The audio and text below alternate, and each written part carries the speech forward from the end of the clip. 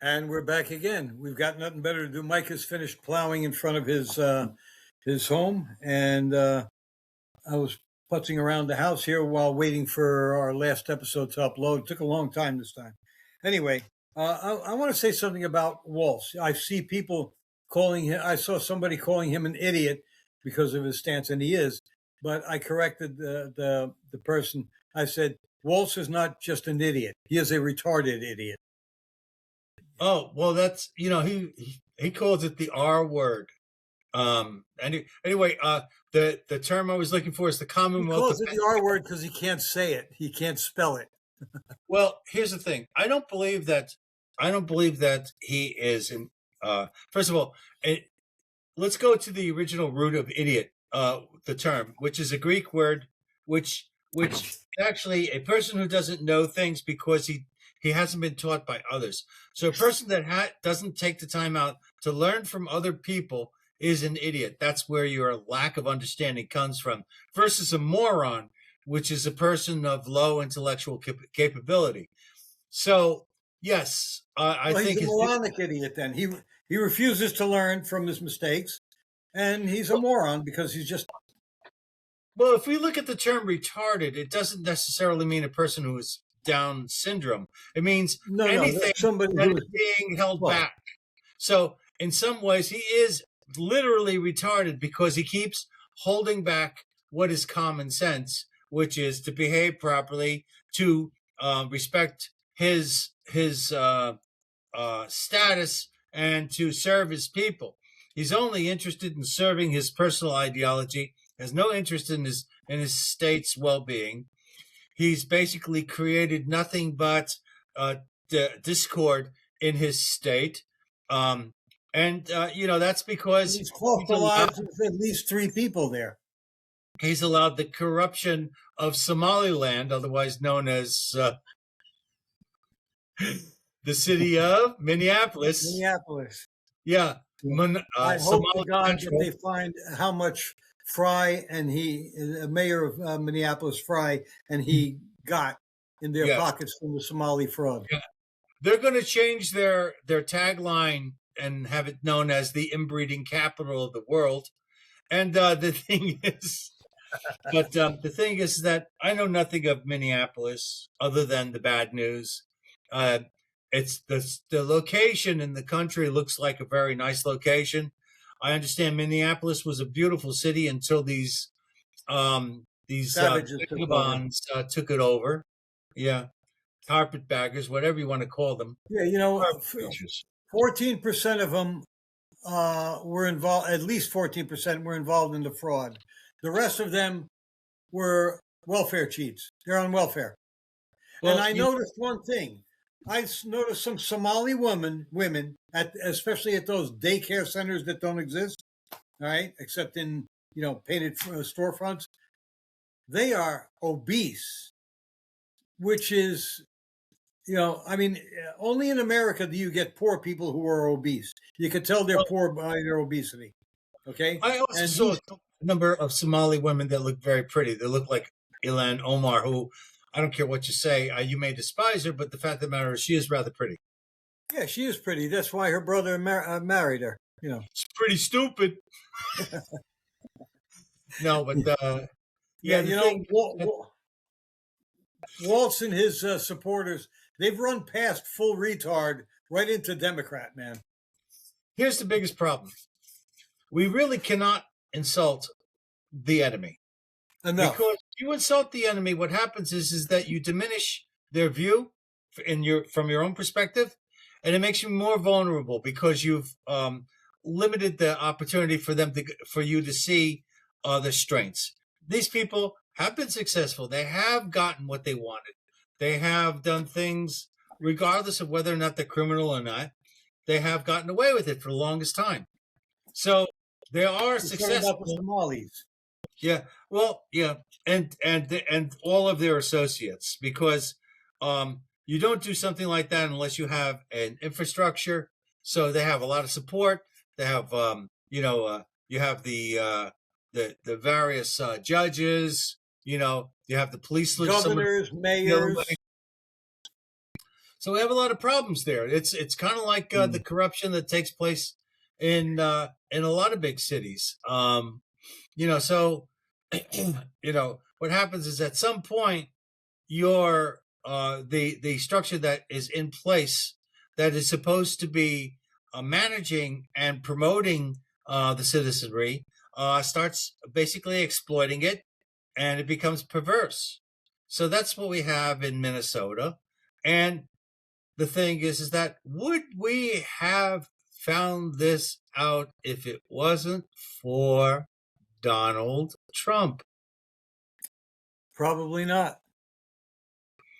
Man, I'm telling you, he's the light bulb in the kitchen when you turn it on and you see all the cockroaches running.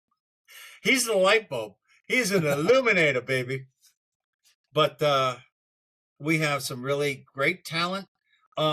I don't know if we discussed this, but Dan Bongino did an interview with Hannity, and Hannity publicly declared that Bongino had told him that he was not going to stay in the FBI for more than a year because he felt that what he could do there would not need more than a year to have it done.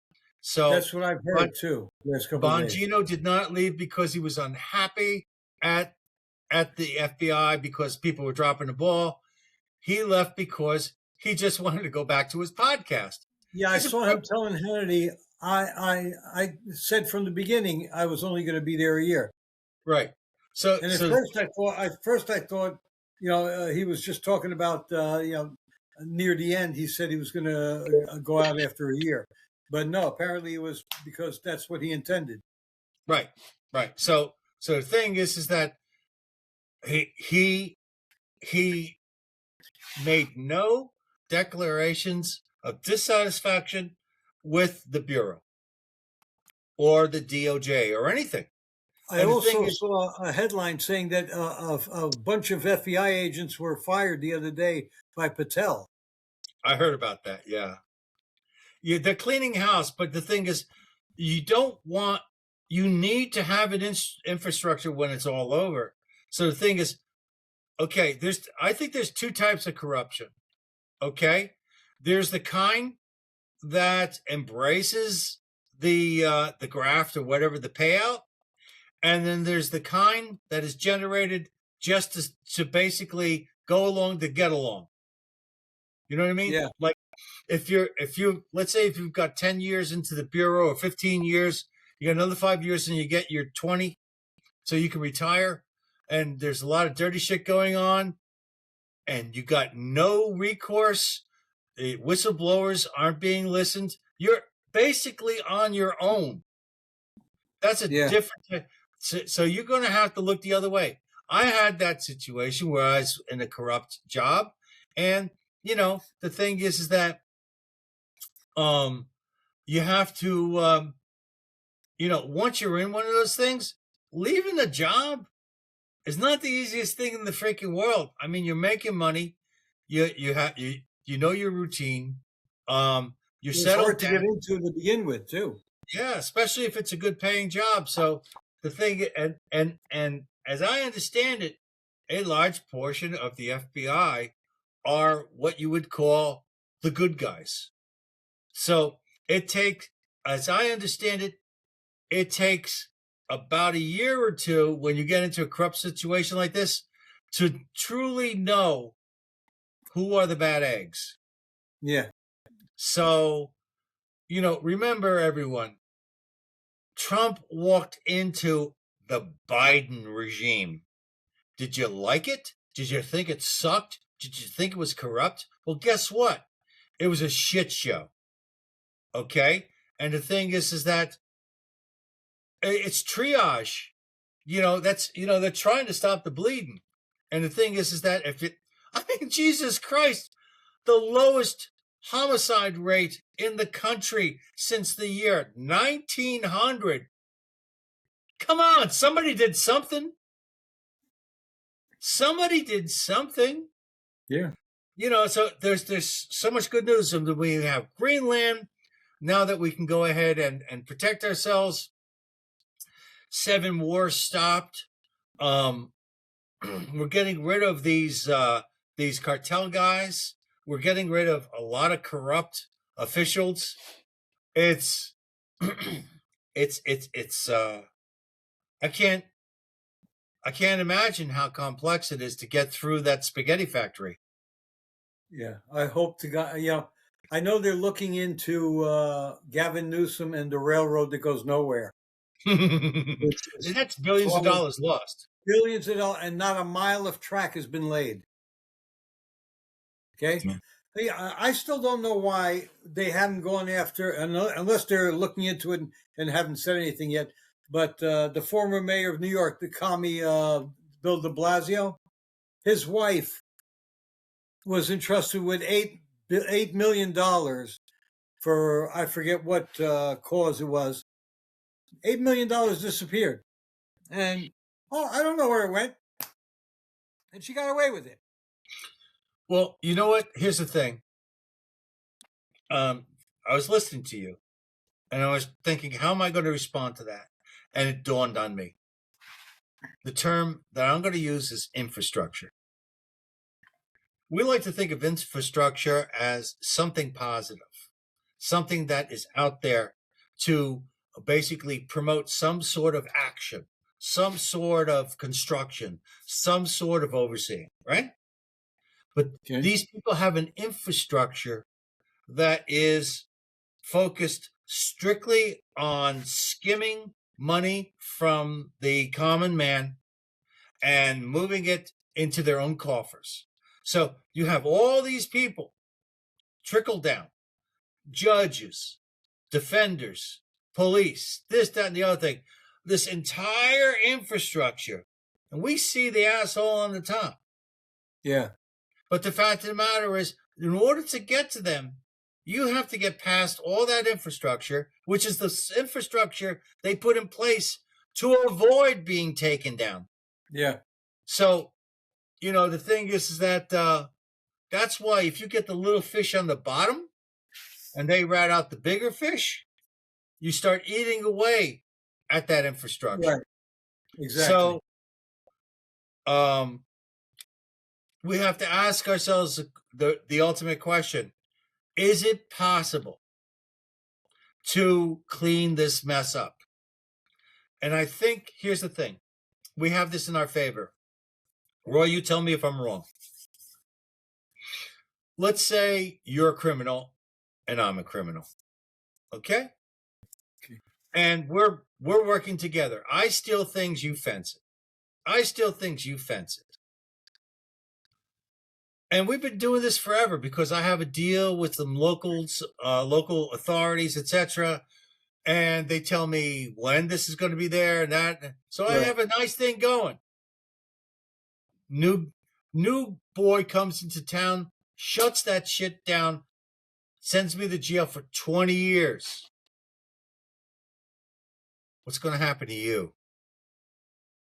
Oh, I'm going to be on the next plane to. I'm going to be on the next plane to South America. Because the thing is that what do I have to gain by keeping my mouth shut? Exactly. So and can you afford to believe that? Can you afford to trust that I'm not going to rat you out? No, this is why I would engineer that your own suicide while you're in jail. Well, here's the thing. Or a jailhouse. I'm ratting out right off the bat, baby. I'm putting tattoos on my body, so this way when they find my dead body, it's going to be that motherfucking Roy. He did this. No, because the guys I hire to go get you in prison are going to stab you so much they won't be able to read it. You make that sound like a bad thing. But anyway, my point is this. When you start, like those people that went into that church, okay? Yeah. Yes, but here, they did us a service by attacking that church. They are now being set as examples. So now not even Don Lemon, the celebrity, boy is I don't know what's gonna happen. But like I told you yesterday, he was good enough to document the whole thing. So now we have, oh, I wasn't there. Yeah, you were. I didn't do this. Yeah, you did.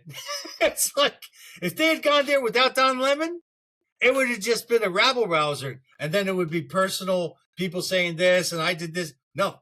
Yeah, we have professionally documented evidence. Okay, let me say this. Derek Chauvin, was that under Biden or was that under Obama that happened? George Floyd riots. That was under, actually, that was right at the end of Trump. So it was under Biden, the trial and everything. Okay, Oh, yeah. That's right. It was the Biden so-called Justice Department went after Chauvin because they at first they were not finding him guilty. Then they went after him for violating Floyd's civil rights. Now, what Pam Bondi should do is use that as a precedent and say, well, the judge in Utah, was it, doesn't want to go the corrupt judge does not want to indict Don Lemon, so the federal government is going to indict him for violating the civil rights of the church and its worshipers. This is the only issue I have with your thinking. Okay, I hate that attack, but here's the one thing that popped up in my mind. Okay, let's say, Roy, you're a corrupt official, and you did exactly what you said happened to Chauvin, right? Okay, and I come in, and I'm the white knight, right? And I look at what what's his name did, and I could say, somebody say, well, they did that over there, but it was illegal. I can't use an illegal precedent as my foundation. Otherwise, every time when I do something, okay, I'm going to get hit with other people perverting the law again and again. I agree with you. I understand. Yeah. So the thing is that I was coming from the point of view of using their weapons against them, which is wrong. The entire trial should be thrown out because of the fact it should be redone, because as soon as a number of the jurors said that they were under duress, okay, that should have been enough. Them as being an objective juror. Yeah. So that whole thing should be thrown out. Yeah, but you had that piece of shit Fry. He went and he knelt by Floyd's gold coffin and faked that he was crying. Okay, what a piece of. I don't want to start cursing this episode.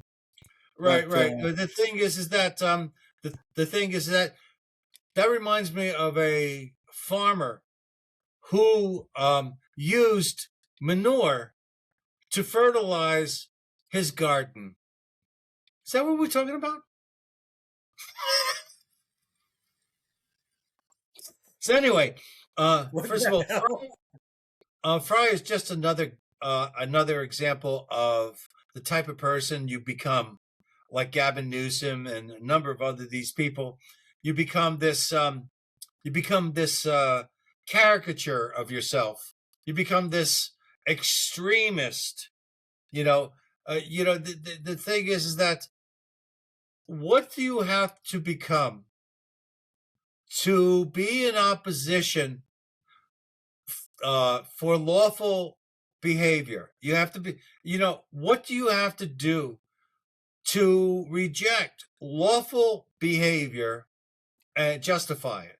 You have to, if you can't find a precedent that is a law that takes precedence over it, then what you're going to have to do is you're going to have to invent a problem or interpret the event in such a manner as to use some other law that is reasonable. That's like if you go ahead and somebody busts down your door and they say, I'm going to kill you and I'm going to skin you and I'm going to throw you in a vat of boiling oil and me and my boys are going to do that, and then you open up with the 12 gauge shotgun and kill them, okay? And this is all documented. You know, somebody could go ahead and say, well, in the video we see them breaking in, we see them threatening you. We understand that. We see you holding the shotgun, and we can see by their angle that they can see your shotgun. You did not give them sufficient time to respond to your statement. They can always make something up. Yeah, they do make things up all the time. You know, it's like, I'm sorry, but well, look, the underhanded way to do it is the government way. You tell the CIA, hey, look, we got to get rid of this guy. once you turn 65, have Don Lemon choke on his boyfriend's cock. I did it. I screwed up you went south on that one. So anyway, what you learn when you turn 65 is that if you are in a self-defense situation and you get an opening, take it, because you may not get another one. It's true. So the thing is that the other thing is that, you know, what is the other outcome? To be crippled for the rest of your life and be sucking food out of a straw, you know, and have your kids crying? There was a guy in Newark years and years, decades ago. He was a barber. So he got into a little fender bender with somebody. The guy came out of his car, hit him with the tire iron, paralyzed him. Okay? The guy was paralyzed for the rest of his life. Right. Because some jackass came out, some coward came out and attacked him with a tire iron. Didn't even have the guts to, you know what? I got a call from Portugal. I'm going to have to, I don't think I can pause this later. Okay.